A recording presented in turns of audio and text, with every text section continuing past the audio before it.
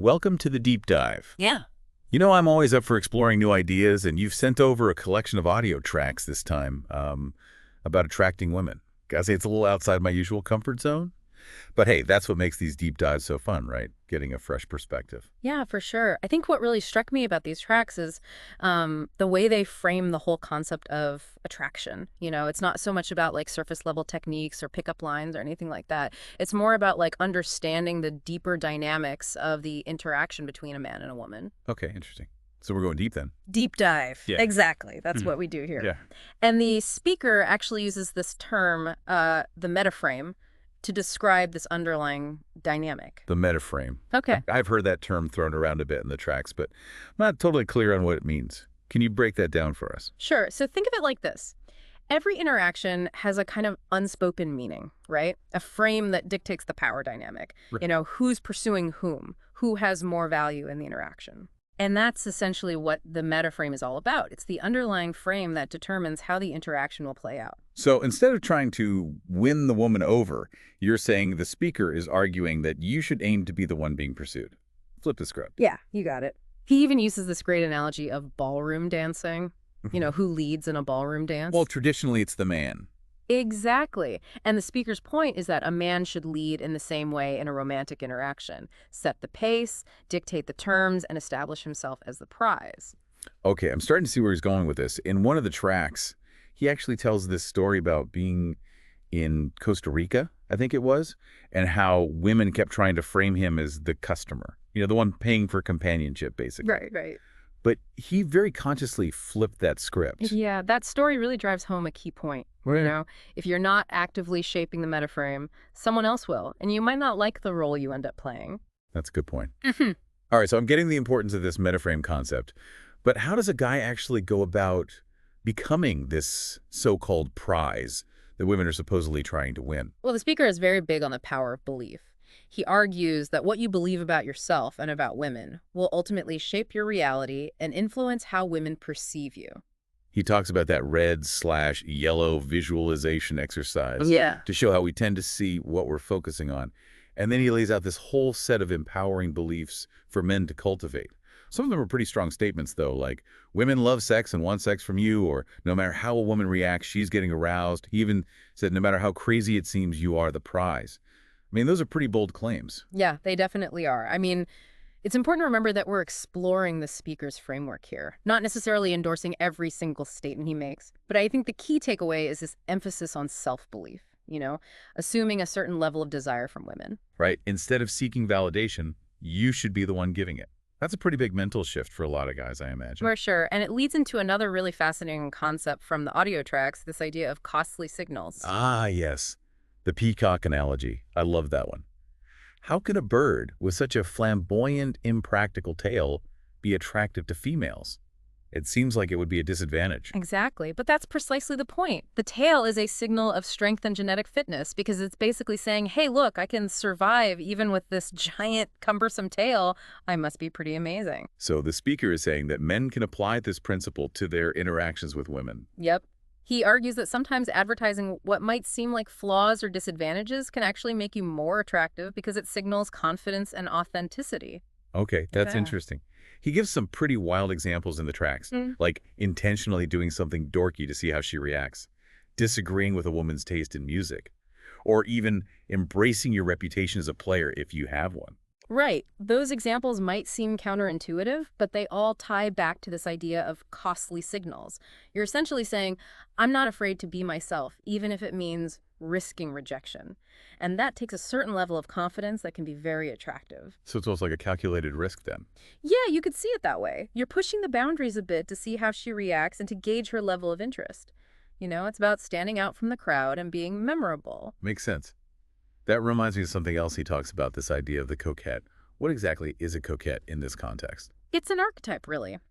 Picture someone who's attractive, charming and witty, but also emotionally unavailable. They draw you in, but they always maintain a certain distance, creating this push-pull dynamic that can be very alluring. Oh, so like the classic playing hard to get. But it sounds like there's a more deliberate strategy at play here. Absolutely. The coquette isn't just ignoring you or being aloof. It's about skillfully alternating between warmth and coolness, keeping the other person guessing and wanting more. I see. So it all ties back to the metaframe. The coquette is basically controlling the dynamic of the interaction, keeping themselves in the position of power. Exactly. And this leads to another key concept that we've touched on briefly, the art of setting frames. Right. We talked about frames earlier in relation to the metaframe. Can you elaborate on how this works on a practical level? Sure, it's about using words and behaviors that subtly shape the meaning of the interaction, always with the goal of reinforcing your position as the prize.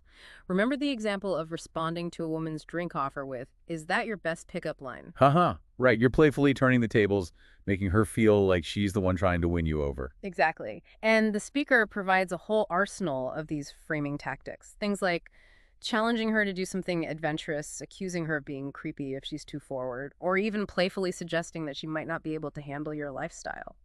Some of those seem pretty bold, even a little risky. They are, but the key is to deliver them with a sense of humor and playfulness so they don't come across as mean-spirited. It's all about calibration and reading the situation. Okay, so it's like a delicate dance then. You have to be confident enough to make these bold moves, but also charming enough to make them seem lighthearted and teasing. I'm sensing a theme here. Confidence seems to be at the core of everything the speaker is advocating for. You're absolutely right. And that leads us to one final and perhaps most intriguing tactic that the speaker mentions, making a woman feel powerful. Wait a minute, wouldn't that undermine the whole being the prize thing? It might seem that way at first glance, but it's more nuanced than that. It's about strategically allowing a woman to feel like she has a certain degree of influence over you, but in a way that ultimately reinforces your desirability. I'm not sure I follow. Can you give us an example? Sure, think of phrases like, "Don't look at me that way," or "I'm afraid to be alone with you in fear of what you might make me do." So you're almost acting as though she's the one seducing you. Exactly. You're playing on her desire to feel like she's won you over, which ironically makes you even more desirable in her eyes. Wow, this is a lot to process. Yeah. It's like a whole new language of attraction focused on psychology and subtle manipulation. Do you think it actually works? That's the million-dollar question, isn't it? The speaker certainly makes a compelling case, but ultimately it's up to each individual to decide whether they want to experiment with these tactics and see for themselves. I have to admit, I'm finding myself both intrigued and a little skeptical. It all seems a bit well calculated. Mhm. But then again, maybe there's something to be said for taking a more strategic approach to dating. It's definitely making me rethink some of my own assumptions. Yeah, and that's the beauty of exploring new perspectives, right? Yeah. It forces us to question our own beliefs and consider alternative ways of approaching things. Whether or not you agree with the speaker's methods, there's no denying that he's offering some valuable food for thought. Absolutely. So we've got this foundation of the metaframe, the idea of being the prize, using costly signals, embracing the coquette archetype, and strategically setting frames. That's a lot to keep in mind. It is. But the speaker doesn't just leave us hanging with these abstract concepts. He actually provides a concrete four-step method for putting all this into practice. Ooh, I love a good framework. What's step one? Step one is to define the metaframe. Before you even interact with a woman, decide what the meaning of that interaction will be. Are you the prize she's trying to win, or is it the other way around? Okay, so you're saying it's all about intentionality. Yeah. Going into the interaction with a clear sense of the dynamic you want to create. Precisely. It's like setting the stage for a play. You decide beforehand what roles each person will play. Gotcha. That reminds me of that story from earlier about those women in Costa Rica trying to frame the seeker as the customer. Yeah. You went in with a different metaframe in mind. Perfect example. By consciously defining the metaframe beforehand, you're taking control of the narrative from the start. I'm starting to see how powerful this could be. Okay, so step one is define the metaframe. What's step two? Step two is to assume the metaframe in advance. And this is where those empowering beliefs we talked about come in. You have to walk into every interaction truly believing that you are the prize, that women are naturally drawn to you. So it's about more than just acting confident. It's about actually believing it on a deeper level. Exactly. It's about embodying that belief so fully that it becomes your reality. Remember the speaker's point about focus. What you focus on expands. If you believe women desire, you'll start to notice evidence of that everywhere. I can see how that could become a self-fulfilling prophecy. The more you believe it, the more you act in ways that reflect that belief, and the more women respond accordingly. That's the idea. And the speaker gives this great example. He talks about a friend of his in Manhattan Beach who threw a curveball at a woman by asking if she was bisexual. Wait, what? How does that fit into this? It might seem like a strange tactic, I know, but think about the metaframe he's creating. He's not reacting to her as if she holds all the power. Instead, he's taking control of the conversation and making a bold, unexpected move. And I'm guessing that flipped the script a bit, put her on the back foot. Exactly. She was the one trying to prove herself to him. It's a great example of how assuming the metaframe can completely change the dynamic of an interaction. Okay, 2 steps down. What's next? Step 3 is the art of not choosing her. Hold on, isn't the whole point of this to, win the woman over? How can you not choose her if that's the goal? It's not about rejecting her outright. It's more about avoiding behaviors that make you seem desperate or too eager to please.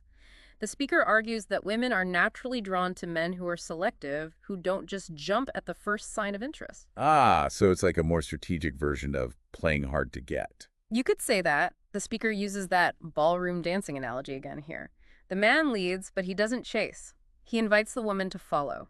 He gives that example of the woman at the bar trying to get the guy's attention without directly approaching him. Right. She's clearly interested, but she's making him do the work. By not choosing her immediately, you create that same dynamic. You make her work for your attention, which paradoxically makes you more desirable. So it's all about creating that sense of intrigue and anticipation, making her wonder if she's actually won you over. Exactly. And that leads us to the final step, setting frames that implicate the metaframe. Okay, we're back to those frames. We've talked about them in a general sense, but how does this play out in real-life interactions? It's about using specific words and behaviors that subtly communicate your position as the prize. Things like challenging her to go skydiving, suggesting that she can't handle your lifestyle, or playfully accusing her of being crazy or shady. Wow, those are some pretty bold examples. I can see how that would either really work or totally backfire. That's why it's so important to deliver these lines with a sense of humor and playfulness. You don't want to come across as arrogant or mean-spirited. It's all about finding that sweet spot between confidence and teasing. It sounds like this requires a pretty high level of social intelligence and calibration. It does. And like any skill, it takes practice to master. Mm. But the speaker argues that it's well worth the effort because it allows you to control the dynamic of the interaction and keep yourself in the position of power. It's interesting because some of these tactics, if taken out of context, could seem manipulative or even disrespectful. That's a valid point, and I think it's crucial to emphasize that these techniques should always be used with respect and consideration for the other person's feelings. Right, it's not about trying to trick or trap someone. It's about creating a playful, engaging dynamic where both people feel a sense of attraction and excitement. Exactly. And the speaker emphasizes that a sense of humor is absolutely key. He even recommends watching certain comedians to improve your comedic timing and delivery. That's a great tip. Humor can definitely disarm people and make even the most challenging statements more palatable. It also shows that you don't take yourself too seriously, which can be very attractive. So we've got these 4 steps. Define the metaframe, assume it in advance, avoid choosing her, and actively set frames that reinforce your prizeability. It's a lot to keep in mind. Does the speaker offer any practical advice for actually implementing these steps? He does. He suggests keeping a journal of your interactions with women, noting what worked, what didn't, and what you could do differently next time. He even recommends recording your interactions if you're brave enough. That's taking it to a whole other level. Yeah. But I can see how it would be helpful to get that objective view of your own behavior, like watching game film to analyze your performance. Exactly. And it can be really eye-opening to see yourself from the other person's perspective. The speaker also talks a lot about the importance of style and grooming, right? He does. He argues that while you don't need to be conventionally handsome, you do need to cultivate a look that's both stylish and authentic to who you are. He even recommends some websites where men can get feedback on their outfits, which I think is a great resource. It is. It takes the guesswork out of creating a stylish look. He's really covering all the bases here, isn't he? From mindset to behavior to appearance, it's a very comprehensive approach to attraction. It is. And it's clear that he's put a lot of thought and experimentation into developing this framework. I'm really impressed by how he's broken down this complex topic into a series of actionable steps. Me too. And while we may not agree with every single point he makes, I think his insights offer valuable food for thought. It's like he's giving us a masterclass in attraction, but without the hefty seminar fee. Exactly. And whether or not you choose to implement his techniques, I think there's a lot to be learned from his approach. I'm curious, though, what are some of the potential downsides to this approach? Are there any red flags that we should be aware of? That's a great question. One potential downside is that focusing too much on being the prize could lead to a sense of detachment and emotional unavailability. Oh, right, like the coquette archetype we talked about. While it can be alluring at first, it can also create a barrier to intimacy if taken too far. Exactly. If you're constantly focused on manipulating the interaction and maintaining an air of detachment, you might miss out on the joy of genuine connection and spontaneity. It's important to find a balance between strategy and authenticity. Another concern that comes to mind is that some of these tactics could be perceived as manipulative or disrespectful if not used carefully, Mhm. like accusing a woman of being crazy or making light of her insecurities. That could easily backfire. Absolutely. It's crucial to be mindful of the other person's feelings and boundaries. Humor and playfulness can be effective tools, but they can also be weapons if wielded carelessly. So it sounds like this approach requires a certain level of self-awareness and social intelligence. It's not just a set of cookie-cutter techniques that you can apply blindly. It's not. And it's important to remember that no single approach to attraction is guaranteed to work for everyone. What resonates with one woman might completely repel another. Ultimately, the most important thing is to be true to yourself and to treat others with respect. Well said. It's about finding that balance between confidence and humility, strategy, and authenticity. Exactly. Yeah. And it's important to remember that attraction is just the first step. Building a meaningful relationship requires more than just initial spark. It requires mutual respect, shared values, and a willingness to be vulnerable with each other. This has been such an insightful conversation. We started with this stack of audio tracks about attracting women, and we've really gone deep on the psychology of attraction, the dynamics of power, and the importance of authenticity. I feel like I've learned a whole new language. Me too. And that's what makes these deep dives so rewarding. We're not just summarizing information, we're exploring ideas, challenging assumptions, and expanding our understanding of ourselves and the world around us. This has definitely given me a lot to think about. I'm curious to hear what our listeners are taking away from all of this. As we've been talking about all this, I keep thinking about one thing. The speakers really focused on the man's perspective, like how men can cultivate this prizeability and attract women. But what about the woman's side of things? Shouldn't there be some responsibility there too? That's a great point. And to be honest, it's one that the speaker doesn't really address. His framework kind of assumes a certain level of passivity on the woman's part. Like she's just reacting to the man's advances. Right. And that just feels a little outdated to me. I mean, women today are just as proactive and assertive as men when it comes to dating. Absolutely. And I think it's important to acknowledge that women have their own desires, their own standards, their own agency in these interactions. They're not just waiting around to be won't. Hmm. Exactly. Right. So maybe this whole metaframe thing isn't always about who's the prize and who's the winner.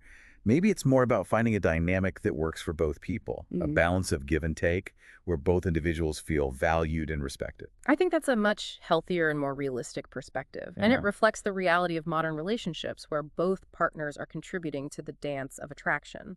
It makes me think about the idea of chemistry, that intangible spark that just draws two people together. It's not something you can force or manufacture with tactics or techniques. It's a mutual recognition of something special, a shared energy that goes beyond any kind of power dynamic. I love that. And I think that's a really important takeaway from this deep dive. While the speaker's techniques might be helpful in certain situations, they're not a substitute for genuine connection and compatibility. At the end of the day, the most fulfilling relationships are built on mutual respect, shared values, and a deep understanding of each other's needs and desires. This deep dive has taken us on quite a journey. We started with a stack of audio tracks about attracting women, and we've ended up having this fascinating conversation about the nature of relationships, so the balance of power and the importance of authenticity. It's amazing, isn't it? That's what makes these deep dives so rewarding. It's not just about summarizing information. It's about sparking new ideas, challenging our assumptions, and expanding our understanding of ourselves and the world around us. It has given me a lot to think about. So as we wrap things up, I'm curious to hear what you, our listener, are taking away from all of this. A key takeaway for me is to be mindful of the dynamics at play in your own interactions. Are you consciously shaping the metaframe? Or are you letting it be defined for you? Are you projecting your value authentically? Or are you relying on tactics and manipulation? What feels right for you? Those are such great questions to ask yourself. And remember, there's no right or wrong answer here. The most important thing is to be self-aware, to be respectful of others, and to approach relationships with a sense of curiosity and openness. We've definitely given you a lot to chew on today. So as you head back out into the world, we'll leave you with this. What does prizeability mean to you? Is it something you cultivate from within, or is it something you project onto others? And how can you create relationships that are both exciting and fulfilling without sacrificing your own authenticity or the respect you deserve? Until next time, keep diving